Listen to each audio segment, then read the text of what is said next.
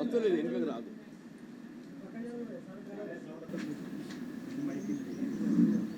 గతంలో సాధారణ వ్యవసాయంతో పాటుగా పండ్ల తోటలు, ముఖ్యంగా మామిడి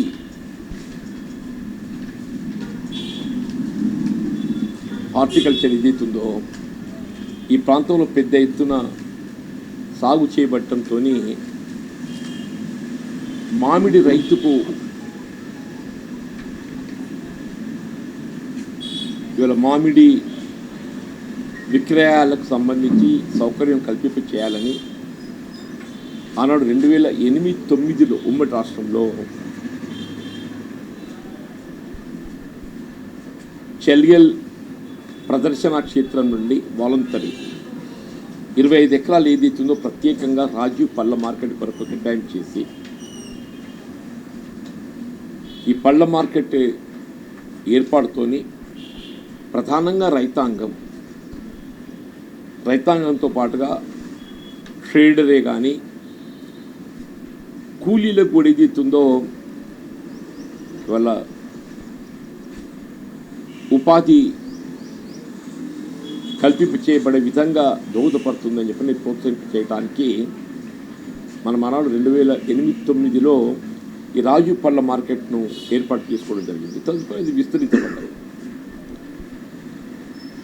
ఇప్పుడు ఈ మామిడి రైతు ఒక పరిస్థితి అంటే ఒక విధంగా చాలా ఇబ్బందికరంగా ఉందని చెప్పక తప్పదంటున్నాను. ఎందుకంటే ఇప్పుడు ఎస్ఆర్ఎస్పి ఆయకట్టుతోని భూగర్భ జల మట్టం పెరిగి వస్తుంది. భూగర్భ జల మట్టం పెరిగి రావడంతో ఏదైతుందో మాయిశ్చర్ కంటెంట్ పెరుగుతుంది. మాయిశ్చర్ కంటెంట్ పెరగడంతో మామిడి దిగుబడి తగ్గుతుంది. ఇప్పుడు ఒకవైపు ఏదైతుందో మామిడి దిగుబడి తగ్గడంతో ఇబ్బందులు ఎదుర్కోవడంతో పాటుగా ట్రేడింగ్లో కూడా ఏదైతుందో వీళ్ళ మార్కెట్లో ట్రేడర్స్ నిబంధనలు పాటించక లేకపోవడంతో ట్రేడర్స్ ఏదైతుందో వ్యాపారస్తులు వ్యవసాయ మార్కెట్ సూచనలు నిబంధనలను పాటించవలసిన బాధ్యత వాళ్ళపై ఉంటుంది. ఆ నిబంధనలు పాటించలేకపోవడంతో ఏదైతుందో వీళ్ళ మామిడి రైతు మార్కెట్లో కూడా దగా చేయబడుతుంది.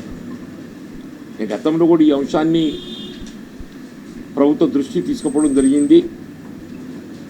వీళ్ళ ముఖ్యంగా ఏదైతుందో మామిడిలో నాణ్యత లోపిస్తుందని చెప్పని 5% సూట్ తీస్తారే.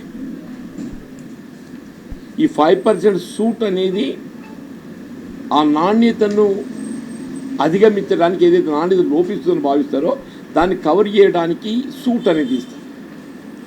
నువ్వు ఎప్పుడైతే 5% సూట్ చేయడం జరుగుతుందో మళ్ళీ గ్రేడింగ్ అనేది ఉండకూడదు. Suit it self is for the quality కొరకు ఏదైతుందో నాణ్యత లోపిస్తుందని చెప్పనే ఈ 5% సూట్ తీస్తున్నాం. అంటే క్వింటల్కు 5 కిలోలు పోతుంది. ఇక్కడ క్వింటల్కి 5 కిలోలు పోతుంది. నువ్వు సూట్ తీసుకుంటే ఏదైతుందో మళ్ళీ నాణ్యత అనే నెపంతో మళ్ళీ గ్రేడింగ్ చేయడంతో రైతు 2 సార్లు కోతపడుతుంది. Either should go for suit or grading. నువ్వు అధికారికంగా సూట్ తీస్తున్నప్పుడు గ్రేడింగ్ చేయకూడదు. ఈ మార్కెటింగ్ శాఖ అధికార పర్యవేక్షణ లేదు. ఇప్పుడు ఆక్షన్ సిస్టమ్ అనేది ఏదైతుందో రైతుకు ఈ పోటీ తత్వంతో ఈ ధర మనకు ఆశించిన మీద లభిస్తుందని చెప్పి భావిస్తామే. ఈ ఆక్షన్ అనేది కేవలం నామమాత్రం అయిపోయింది. ఆక్షన్ అనేది ఏదైతుందో మార్కెటింగ్ శాఖ అధికారుల పర్యవేక్షణలో ఆక్షన్ కావాలి. ఆక్షన్ అనేది మార్కెటింగ్ శాఖ అధికారుల పర్యవేక్షణలో ఆక్షన్ కావాలి. కానీ ఏమైపోయింది, మార్కెటింగ్ శాఖ అధికారుల పర్యవేక్షణ లేదు. ఆ ట్రేడర్సే వాళ్ళకు వాళ్ళు ఏదైతుందో మేము ఆక్షన్ చేయబడ్డది అనేది నలుగురు పార్టిసిపేట్ అయినట్టు ఆ 4 పేర్లు రాసుకొని ఆ 4 రకాలైనటువంటి ఒక ధరలు వాళ్ళే పేర్కొని వాళ్ళ డిపార్ట్మెంట్కి చేయడం జరుగుతుండే. మార్కెటింగ్ శాఖ అధికారులు ఏదైతుందో సీజన్లో మీకు ప్రతిరోజు ఈవినింగ్ 6 to 10 మార్కెట్ ఎంతవరకు అవుతుందో అంతవరకు ఏదైతే మార్కెటింగ్ అధికారులు హాజరు ఉండాలి, వాళ్ళ పర్యవేక్షణ ఉండాలి. వీళ్ళ కమిషన్ ఏదైతుందో 4%. అధికారిక కమిషన్ 4%. మీరు పైకి 4% అని పేర్కొంటూ మళ్ళీ అందులో కూడా ఏదైతుందో అది 4 అవుతుందా ఎంత అవుతుంది తెలియకుండా మళ్ళీ దాన్ని ఓవర్ 10% దాకా పోతుంది. అంటే ఇదంతా ఏంటి? మార్కెటింగ్ శాఖ పర్యవేక్షణ లోపంతో ఇవన్నీ మోసాలు అవుతున్నాయి. ఇదంతటి కారణం మార్కెటింగ్ శాఖ పర్యవేక్షణ లోపం అని చెప్పండి.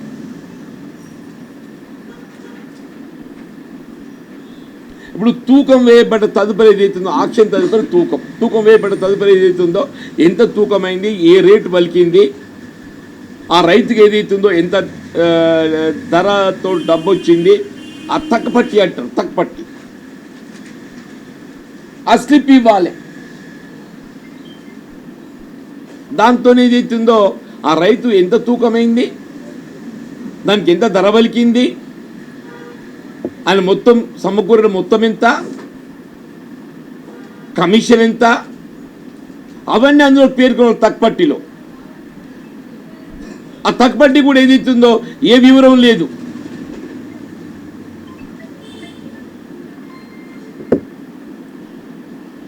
ఇప్పుడు మార్కెట్లో వే బ్రిడ్జ్ ఉన్నదే, వ్యవసాయ మార్కెట్లో వే బ్రిడ్జ్ ఉన్నది. వ్యవసాయ మార్కెట్లో వే బ్రిడ్జ్ను సమకూర్చింది ఎందుకు? అది రైతుకి ఏదైతుందో తూకం వేసుకోవడానికి ఉపయోగపడాలి.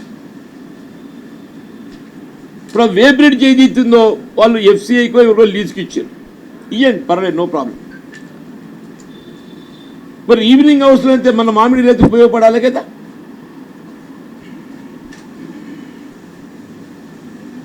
ఇప్పుడు మామిడి రైతు ఏదో వే బ్రిడ్జే స్థానికంగా మార్కెట్లో వే బ్రిడ్జే వినియోగించుకోబడలేక బయటపోతాడు. బయటపోవడంతో వే బ్రిడ్జ్ ఆ తూకం కాస్త రైతు మీద అదన భారం పడుతున్నది. అంటే ఒక్కొక్క అంశం చెప్పంటున్నాను. ఇప్పుడు మన జగిత్యాల మార్కెట్ అంటే జిల్లా ఏర్పడక ముందు నుండి కూడా వ్యవసాయ మార్కెట్ శాఖ అధికారి ఆయన కొనసాగుతారు. అంటే ఈ 10 ఏళ్ళకి వెళ్ళి రైట్. నేను తప్పకుండా నేను మంత్రి గారి దృష్టికి తీసుకెళ్తాను. నేను ఆయన బదిలీ చేయబడటమా డెఫినెట్లీ ఇప్పుడు ఏదైతుందో మీరు అనే అధికారి నిర్లక్ష్యంతో ఇదంతా కొనసాగుతుంది.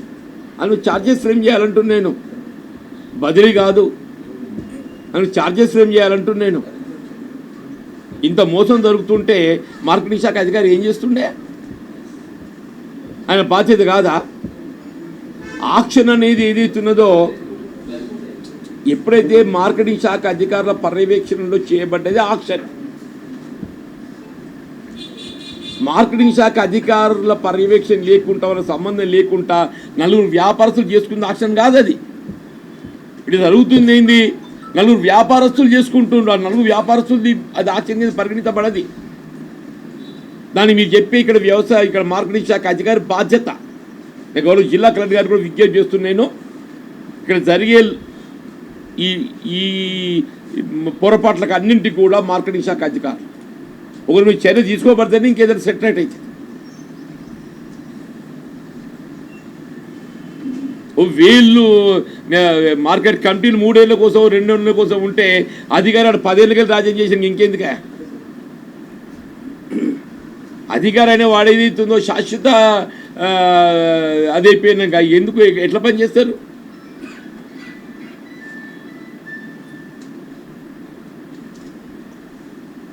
తప్పకుండా అధికారి ఎవరైనా కానీ ఏదైతుందో జరిగే పొరపాట్లకు అధికారులదే ప్రధాన బాధ్యత. ఇవాళ రైతు ఇక్కడ మోసగిద్ద పడుతుండు, రైతుకు నష్టం జరుగుతుంది, రైతు అన్యాయానికి గురవుతుందని చెప్పంటే మార్కెటింగ్ శాఖ అధికారులదే ప్రధానంగా బాధ్యత. అందుకే ఇవాళ గౌరవ జిల్లా కలెక్టర్ సమయం తీసుకొని ప్రత్యక్షంగా వారికి ఈ వివరాలన్నీ వారికి వివరించి ఈ మార్కెట్ మ్యాంగో మార్కెట్ అప్పుడు ఏ ఉద్దేశంతో దాన్ని ఏర్పాటు చేయడం జరిగింది, మ్యాంగో మార్కెట్ అయితే అప్పుడు ఏ ఉద్దేశంతో ఏర్పాటు చేయబడడం జరిగింది, ఆ లక్ష్యం ఏదైతుందో నీరు గారకుండా రైతుకు ప్రధానం రైతు నెంబర్ 1. తదుపరి ఏదైతుందో కూలీలే కానీ వ్యాపారస్తులే కానీ ప్రధానంగా రైతు దృష్టిలో పెట్టుకొని మార్కెట్ ఏర్పాటు చేసుకున్నాం. తదుపరి స్థానిక కూలీలకు ఏదైతుందో పని లభిస్తుందని చెప్పని భావించినాం. తదుపరి అందులో భాగమైన వ్యాపారస్తులు కూడా వారికి కూడా ఉపయోగపడుతుంది చెప్పని భావించినాం. ఇప్పుడు ఏమైపోయింది, అల్టిమేట్గా ఆ మీ కిందికి వెళ్ళి మీ ఆ వ్యాపారస్తులు పైకి వచ్చేసిండు, రైతు కిందికి వేయండు, కూలీలు కూడా ఏదైతుందో కనబడకుండా అయిపోతుంది. ఇప్పుడు ఇంకోటి చెప్తుంది సార్, ఇప్పుడు కూలీలు ఇందులో పార్టిసిపేట్ అయ్యే వారికి కూడా వారికి సౌకర్యాలు కల్పించేసే బాధ్యత కూడా మార్కెటింగ్ శాఖ. వాళ్ళకి త్రాగునీటి సౌకర్యం కల్పించాలి. పాప వాళ్ళు ఎక్కడెక్కడికెళ్ళి వచ్చి పనులు చేసుకుంటున్నాయి. వాళ్ళు కనీస మౌలిక వసతులు కల్పించాలి. లేబర్ డిపార్ట్మెంట్ కూడా ఇన్వాల్వ్ కావాలి. మార్కెటింగ్ శాఖతో పాటుగా లేబర్ డిపార్ట్మెంట్ కూడా ఇన్వాల్వ్ కావాలి. కూలీలు ఏ ప్రాంతం వారైనా ఇప్పుడు ఇటుక బట్టీలు పనిచేసే లేబర్ ఉన్నారే, వాళ్ళ మౌలిక సదుపాయాలు సౌకర్యాలకు సంబంధించి కార్మిక శాఖ పర్యవేక్షిస్తుంది. ఇది ఇటుక బట్టీల్లో పనిచేసే కార్మికుల గురించి ఎప్పుడైతే మనం కార్మిక శాఖ పర్యవేక్షిస్తుందో, ఇలా మామిడి తూకమే కానీ, గ్రేడింగే కానీ, ప్యాకింగే కానీ, కాయ కోతే కానీ ఇన్వాల్వ్ అయ్యే లేబర్కి ఏది ఇస్తుందో కనీస మౌలిక సదుపాయాల కల్పన యాజమాన్య బాధ్యత, దాన్ని కూడా పరిశీలింపజేయాల్సిన బాధ్యత మార్కెటింగ్ శాఖతో పాటుగా లేబర్ డిపార్ట్మెంట్ ఇన్వాల్వ్మెంట్ ఉంటుందని చెప్పండి. పాప వాళ్ళు చూస్తుంటే వాళ్ళ దుస్తులు ఉండేవి, వాళ్ళు చూస్తూ ఏముండే చెప్పంటున్నాను, వాళ్ళు ఏ సౌకర్యాలు లేక వాళ్ళు రోడ్ల మీద నడుస్తుంటే ఎంత బాధ అనిపిస్తుంది.